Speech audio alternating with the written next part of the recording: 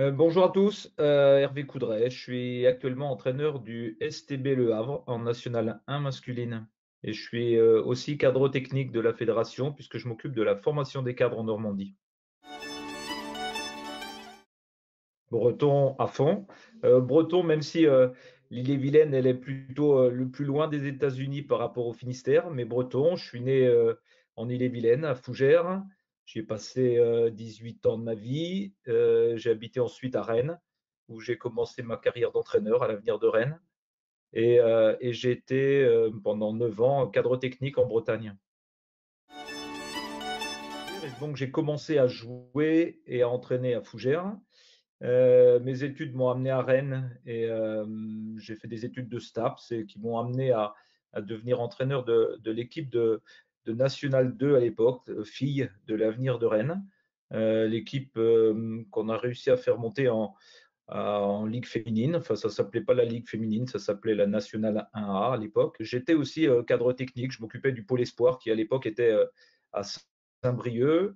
Et je pense que la vie est faite de rencontres et j'ai rencontré le président du CO Briochin qui m'a sollicité pour prendre l'équipe. Donc j'y suis allé un peu plus d'un an. Je suis revenu à l'Avenir de Rennes pendant 3 saisons. Et après, je me suis expatrié. D'abord 5 ans à Mondeville en Ligue féminine avec la chance de participer pendant 5 ans à la Coupe d'Europe, que ce soit la FIBA Cup ou l'Euroleague. Je suis parti un an à Valenciennes avant que le club fusionne avec le club de Saint-Amand-les-Eaux.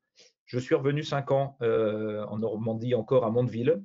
De nouveau 5 ans de Coupe d'Europe, comme on avait continué avec Valenciennes. Et puis après, je suis passé chez les garçons pendant 5 ans à Caen, reprendre un projet d'un club qui était en National 2 à l'époque, avec un projet autour de Nicolas Batum qui voulait participer à la relance de ce club qui avait connu des jours meilleurs. Et on a réussi en 5 ans à remonter de National 2 en Pro B. Euh, L'aventure s'est arrêtée ensuite et je me suis expatrié un petit peu plus loin, du côté du Havre, de l'autre côté de l'eau, comme disent les Normands, de Basse en Haute-Normandie, pour reprendre une équipe qui était en National 1, qui venait de descendre de Pro B en National 1. Et j'y suis depuis 2 saisons. J'entamerai ma troisième saison la prochaine année. Mais aussi un parcours, je veux dire, fédéral, cadre technique en Bretagne, avec la chance d'être assistant des équipes de France féminines pendant de nombreuses années, des juniors, cadets, juniors et l'équipe de France senior féminine.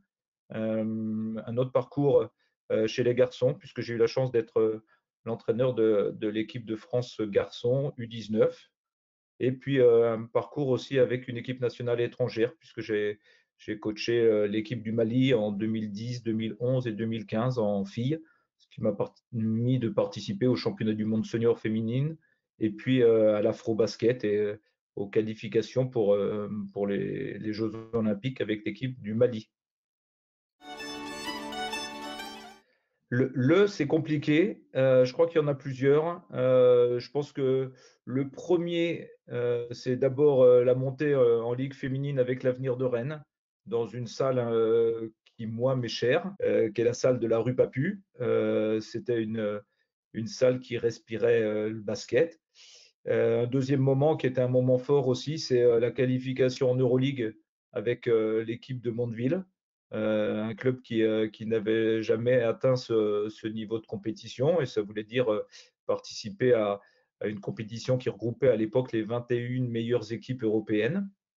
Voilà, le troisième temps, c'est la montée de National 2 en National 1 avec le Camp Basket Calvados, une salle pleine, envahie sur le terrain par le public à la fin du match.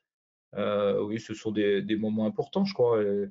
Et puis la participation aux compétitions internationales, l'Euroleague, les championnats du monde avec les jeunes Français ou l'équipe malienne. Et puis l'Afro-Basket qui est un moment particulier où quand vous avez 7000 personnes dans la salle avec 2000 tam-tams, c'est toujours une ambiance un peu particulière. Je pense que ma qualité, elle est aussi un peu mon défaut, c'est que je suis un peu passionné. Quand je dis passionné, c'est que je vis basket du matin au soir. On a beau être confiné actuellement, je me suis lancé dans la formation d'entraîneur via les visioconférences. Passionné, ça veut dire que toute ma vie tourne autour du basket. Je pense que j'ai eu la chance d'avoir, une famille qui était dans le basket et qui m'a donné un petit peu ce virus que j'ai sans doute transmis à mes enfants également. Voilà, c'est, le fait d'être passionné, ça va aussi avec l'idée d'être perfectionniste et d'être travailleur. Je crois que c'est les qualités, mais quand je dis travailleur, c'est même pas, le sentiment de travailler puisque c'est ma passion et j'ai pas le sentiment de travailler quand je fais du basket. Oui, bah, c'est sans doute d'être passionné et puis, de penser basket, je vais dire 24 heures sur 24. Il m'est arrivé de me lever la nuit parce que je pensais à un système et puis je voulais le noter pour pas l'oublier. Donc, de temps en temps, je suis sans doute pas très facile à vivre parce que je parle basket, un peu trop souvent, au goût des gens qui m'entourent. Même si je fais du basket à 100%, je fais le basket de manière différente. Alors à certains moments, je suis sur le terrain en train d'entraîner, mais l'avantage de m'occuper aussi de la formation des cadres en Normandie, c'est que j'ai surtout la chance de pouvoir partager cette passion et de la transmettre. J'ai eu la chance de rencontrer des gens qui m'ont donné cette envie d'entraîner et j'ai surtout envie de la transmettre aussi à d'autres personnes. Ouais, il y en a plusieurs. Je crois que, si on commence par les équipes NBA, je suis un fan de l'équipe des Spurs. On en parlera tout à l'heure, mais, des Spurs par rapport à leur coach emblématique. Je suis fan, du basket actuel, en France de l'équipe de Villeurbanne. J'aurais tendance à dire des équipes garçons, mais j'apprécie aussi le basket américain féminin, les équipes des Chicago Sky sont des équipes qui me plaisent particulièrement et j'ai un coach que j'aime bien aussi qui coach l'équipe des Washington Mystics en filles. Je vais dire mon premier entraîneur que j'ai eu en Bretagne, c'est Yvon Le Guillou. Je crois que c'est la personne qui m'a donné un peu le virus, qui m'a formé comme joueur, mais qui m'a formé aussi qu'entraîneur. La deuxième personne, c'est une personne pour qui enfin, j'ai été l'assistant pendant plusieurs années sur les équipes de France jeunes, c'est Jacques Verneret, et puis qui est devenu mon meilleur ami, qui est devenu à certains moments mon assistant aussi, puisque je l'ai emmené avec moi dans l'aventure malienne. Et puis plusieurs coachs très connus, je pense à Ettore Messina, je pense à Greg Popovich et Mike Thibault, qui est un joueur, qui est un coach des Washington Mystics en filles aujourd'hui, mais qui a été assistant aux Lakers, qui a été assistant aux Chicago Bulls.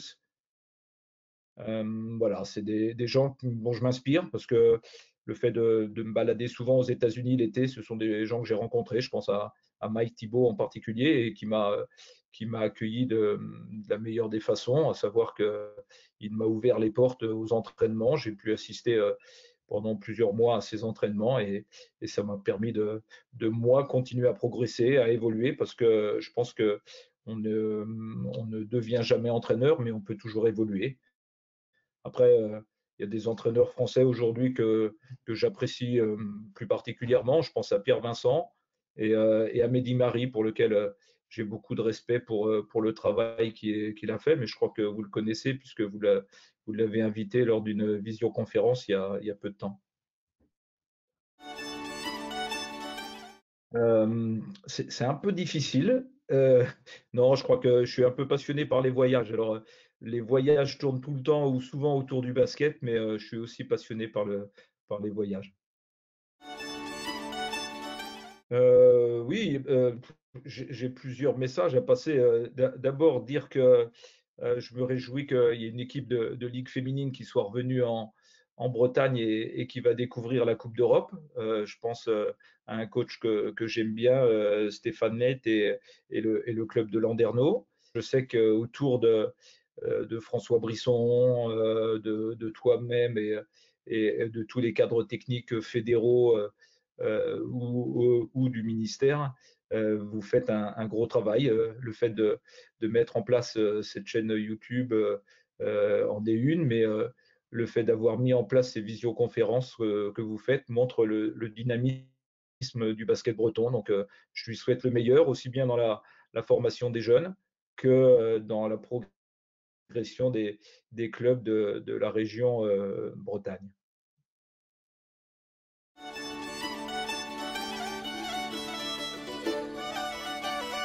Et à bientôt, Julien. Bye bye.